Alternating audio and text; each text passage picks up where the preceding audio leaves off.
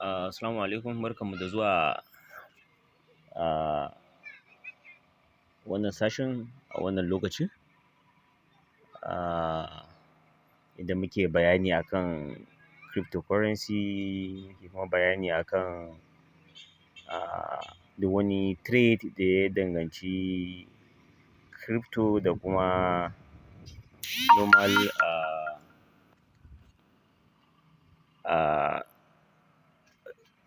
currencies dai kamar su dala, su euro, su GBP da su naira. Duk da cewa naira ma dai gata nan ne dai, amma Allah dai ya ƙara mata ƙarfi.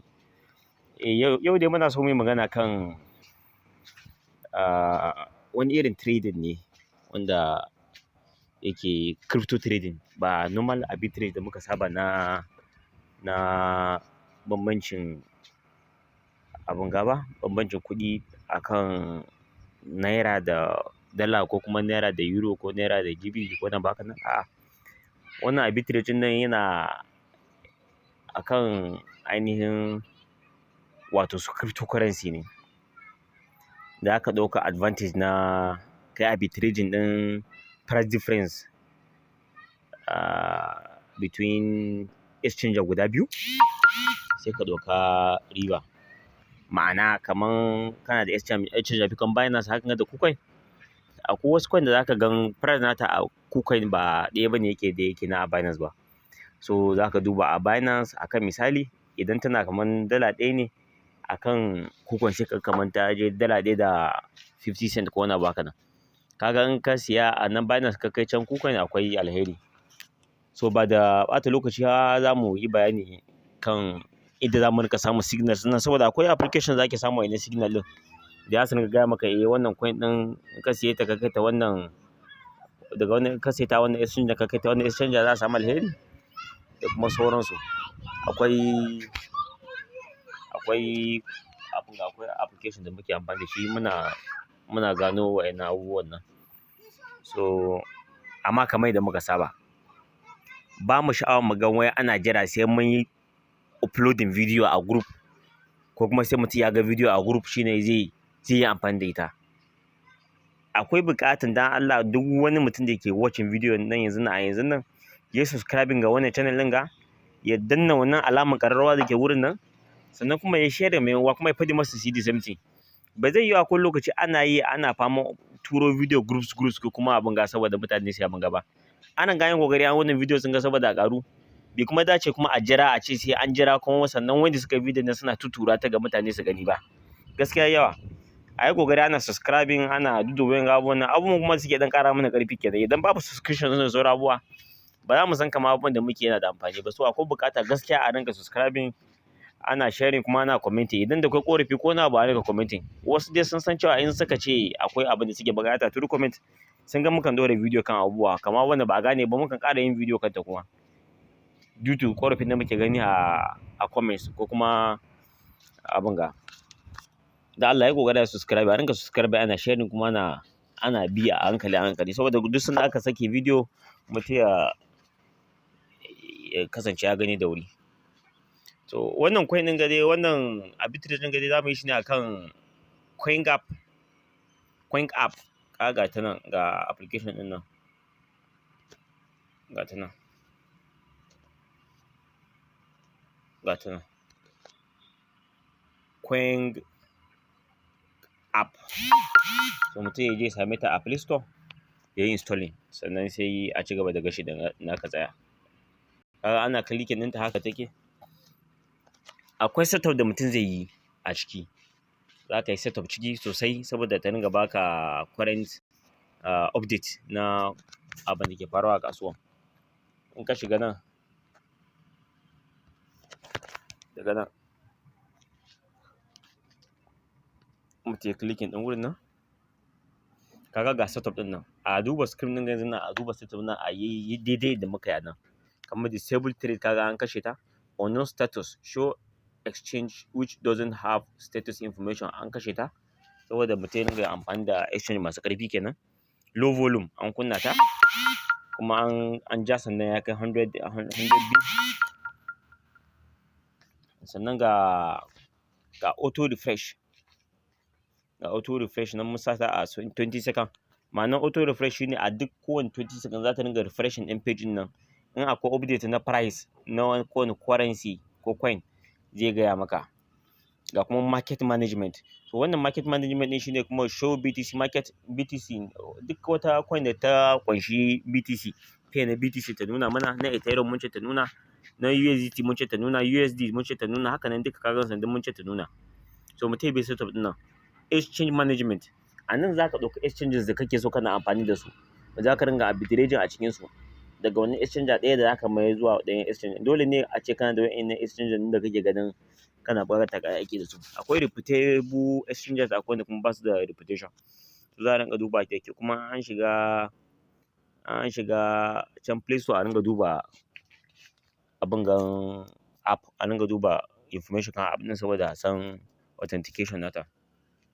Ta mance ta nuna mana Bigogo mun ce ta yi showing mana trade kanta, wanda muka kashe dinga ba mu buƙatar trade kansu. Ka Binance mun ce ta nuna mana, Bitbank mun ce ka ta nuna, Bitfinex mun ce ta nuna ka ta nuna. Haka nan dai, so wannan dai za ka yi setting ɗin shi based on taste naka abin da kake so. Bitmart kaga na ce ta nuna mun Bitmart trade na saman da za a ringa akan Bitmart. So haka nan dai duk za ka zaɓa dai su exchange da kake so sai ka kukkunna wanda baka buƙata sai ka kashe. Ina fatan an fahimta. So duk haka za a ɗauka wannan setup ɗin nan. Ga su save the dial na kunna shi.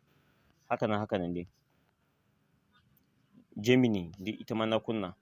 Ga Kraken, ga KuCoin na kukkunna su, ga OKX. Haka nan to mutum zai kukkunna wa'inda yake buƙata kuma ya bar wanda bai buƙata a kashe. A dai bi setup ɗin nan hakan ga a inda yake da Allah. Bayan nan, idan mun duba nan saman dashboard ɗin ka ga differences nan. An rubuta differences, nan an rubuta buy from, nan an rubuta sell at. Ma'anar wa'inga abubuwan shine differences ɗin ga shine differences in percentage na coin ɗin from one exchange to another. Buy from ɗin ga shine exchange ɗin da zaka saya. Kaga na farkon nan an sa nan an ce KuCoin, nan kuma aka ce Bittrex. To ma'anan buy from ɗin ga KuCoin ma'ana an ka saya daga KuCoin sai ka kai Bittrex. Kamar nan kaga wannan particular kaga is about 258% da a samu a kanta. Da sauran haka nan duk kaga ga su nan. So ma'ana wannan coin ɗin na ETM. Kaga sunan coin ɗin na ETM. Kaga ta nan ETM USDT. In ka saye ta a OKX ka kai ta Bittrex sai ka sai da ita ka yi converting nata zuwa USDT. Za ka samu 258%. Ma'ana wayannan abubuwan kenan fahimta an fahimta. Bari in clicking nata saboda magani. Muga zamu kaga ta nan. Kaga asking price nan gurin ga kuma bidding price na that particular coin ɗin. Ga ta nan ga volume nata na OKX, ga kuma volume nata na Bittrex. So haka nan ne wannan arbitrage ɗin ne yake tsakanin exchanger to exchanger. In mun lura kuma akwai kaloli kala-kala kuma. Wannan kaga wannan kalan ga nata daban ne. Ga wannan green daban. Excuse me. Akwai kala-kala kan da kala uku ne. Akwai ja. Amma ita ja ɗin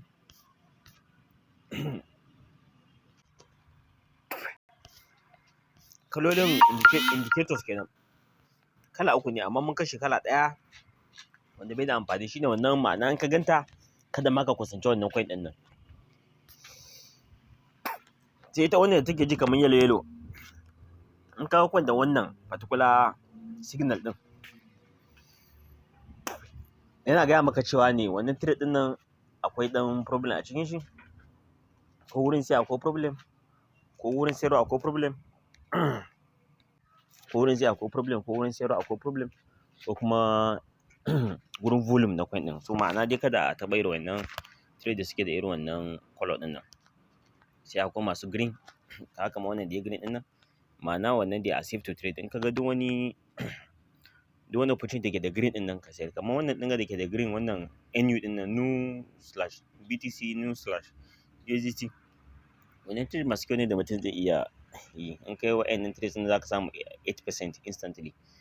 Though amma you have to be very fast saboda price ɗin ba jira yake ba, yana harbawa a duk kowane second.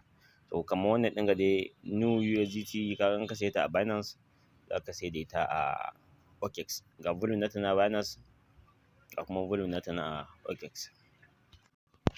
So haka ne yake za a ɗauka advantage na price differences ɗin sai a yi trading. So bayani kenan kan wannan trade ɗin nan, kan wannan irin arbitrage ɗin nan, mu yi ƙoƙari mu ɗauka advantage nashi kuma mu sa hankali sosai. Wani lokaci har 30%, 40%, 50% ana samu. Wani lokaci har 1000% za ka samu, 500% za ka samu. Duk inda ya kama dai za ka samu. Amma gaskiya za a kasance ana sauri ne akan irin wannan trade ɗin nan, babu wasa ciki. Kamar da muka yi bayani kuma a yi ƙoƙari a bi channel ɗin nan, a yi subscribing kuma duk wanda ka sani ɗan arewa ka mai sharing wannan channel ɗin a ringa bin wayan ga abubuwan nan. Nauyi ya yawa saman normal arbitrage da muke kashe kati ɗin nan, nauyi ya yawa a kan shi. Kaga mana ta samun matsaloli da bankuna kala-kala da kuma da suke faman sa restriction up and down. Ya kamata a ce ana samun alternatives na trading. Akan gaskiya ma duk kaga neman katin nan ba ƙaramin wahala bane. Ya kamata mu nema sauƙi, mu nema wani way daban da za mu ringa yin abubuwan legally kafin gwamnatin mu su fara ganin kamar a'a wasu abubuwa muke illegal. Da kamar kamar da ma wasu daga cikin mu suke yi. Mutum da ya ɗauka mota wajen homa guda ko biyu a can tattala mutane ciki a ce an je banki karɓan kati. Wannan abun kaga ba su dace ba. Kuma kaga duk limit me za ka yi da $100 per month? A ce banki ko kuma gwamnatin ku ta bari kar ku yi purchase na $100 per month. Me za ka yi da $100? Ta yi kaɗan ai. Ko $1000 ne ma ai ta yi kaɗan balna $100. Lallai su suke samu muke yin wasu abubuwa irin na yin multiple cards accounts kala-kala, a sa wasu su yi accounts kala-kala. Gwamnati ne suke sa muke wani abun nan. Tunda za su baka da normal limit naka mai yawa, kaga ba za a samu matsalar nan ba. Amma duk haka nan mun ringa samu muna diversifying. A duk kaga in nan ya taushe nan na buɗe ko kuma nan ya yi slow sai nan yana tafiya. Haka ne ake rayuwa.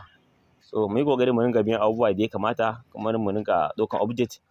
In mutum ya samu wata dama ya ga wata opportunity mai kyau da Allah a ringa sharing ma juna.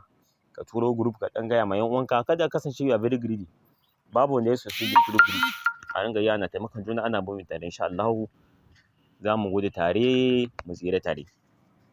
So mun gode da subscribers namu, masu ba mu shawara, masu nuna kalmomin godiya na yau da kullum muna gani a cikin comments naku. Lallai muna karanta comments a YouTube channel ɗin. Kuma muna ƙara jaddadawa idan akwai wasu buƙatu na wasu abubuwa a ringa faɗi mana a nan. Insha Allahu za mu ringa ɗora wasu bidiyon ana so mu ɗora ne, in kuma wasu ƙarin bayani za mu ringa ƙarawa. Kuma a ringa sauraron airdrops, kuma a ringa ƙoƙari ana yi su. Za mu ringa sa airdrops a nan channels namu da kuma yadda ake claiming nasu. Kada a yi wasa da airdrops. Airdrop guda ɗaya ne zai iya canza rayuwar mutum. Za ka yi claiming airdrop guda ka samu $20,000, $10,000 ko $7,000 ka samu dai at least. Alhamdulillah me ka kashe ba kashe kuma ba ka samu irin kuɗi ai masha Allah. To bari mu taƙaita nan gurin Allah yadda sai mun haɗa video na gaban Allah yadda masha Allah.